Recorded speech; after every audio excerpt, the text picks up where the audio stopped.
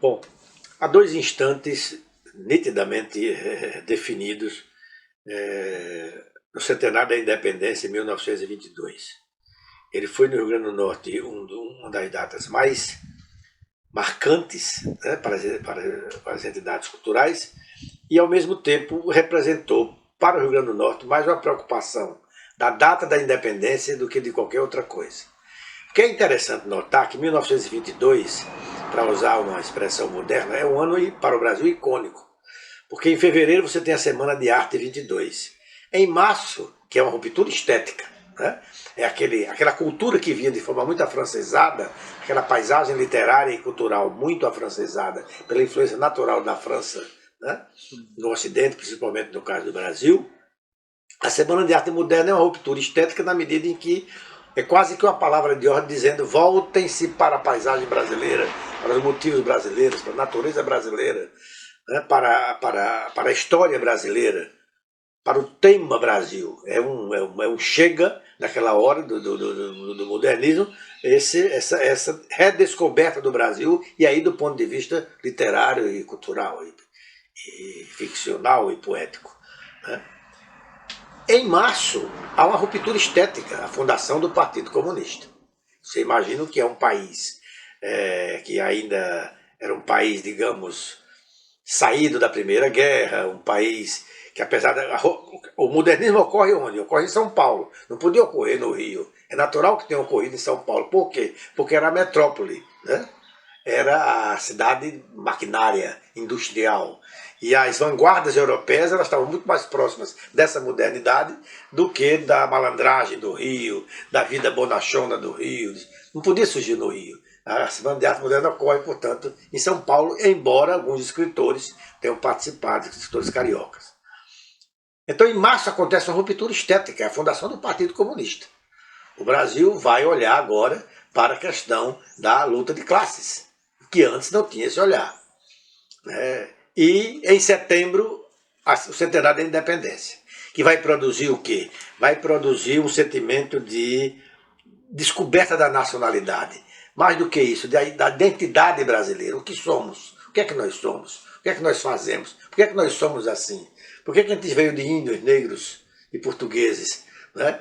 Inclusive, em 28, sai um livro fundamental, que é o Retrato do Brasil, em que mostra exatamente que numa terra, ele começa com uma frase muito bonita, numa terra radiante vivia um povo triste.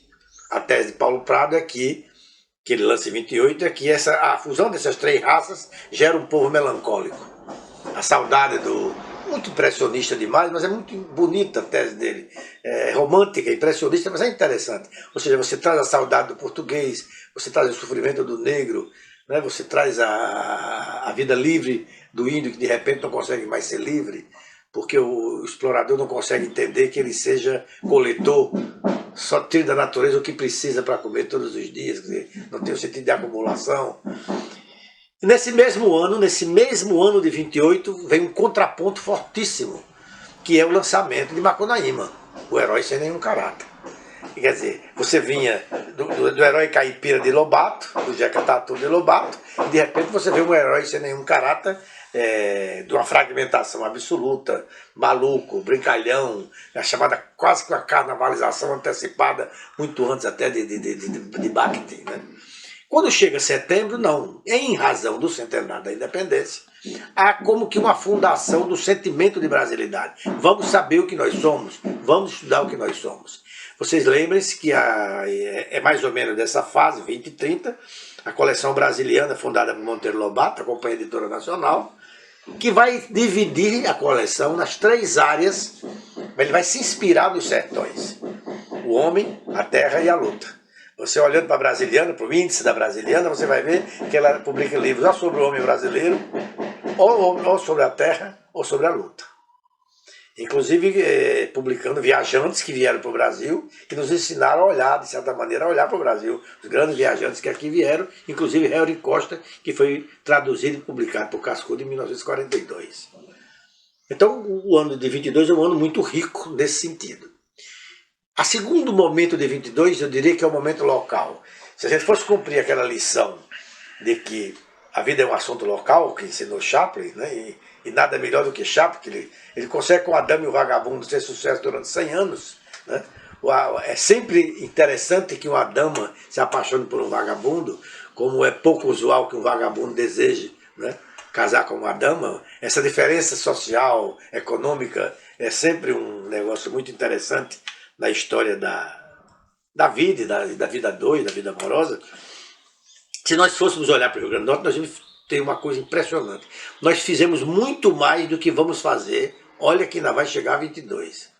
Eu chegarei à irresponsabilidade de dizer, nós faremos muito menos 100 anos depois do que fizemos há 100 anos. Pra você ter uma ideia, quando o Instituto Histórico se reúne para propor, por solicitação do governador, a programação dos 100 anos da independência, o governador, que era o intelectual, era Antônio de Souza, Policarpo Feitosa, que estava governando o Estado pela segunda vez.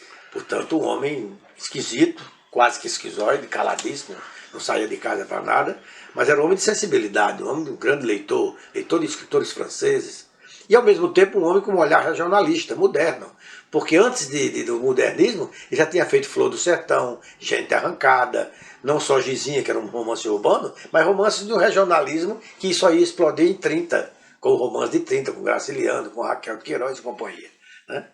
Ele não só aprova toda a programação proposta pelo Instituto, como ele devolve ao Instituto a autonomia sobre a execução do programa. Ou seja, ele entrega, ok, concordo com tudo, vocês vão fazer. Ele tira o governo e entrega ao Instituto a missão de festejar os 100 anos da independência.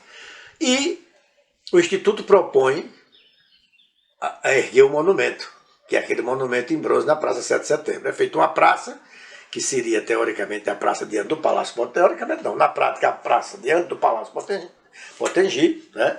É feito um bibiano, que é um escultor, é feito um contrato, o Instituto supervisiona o contrato com esse bibiano, que vem propõe o projeto ao governador e ao Instituto, o monumento é aprovado e é inaugurado, e o grande discurso de Antônio de Souza é exatamente na inauguração do monumento, 7 de setembro de 1922, diante do monumento.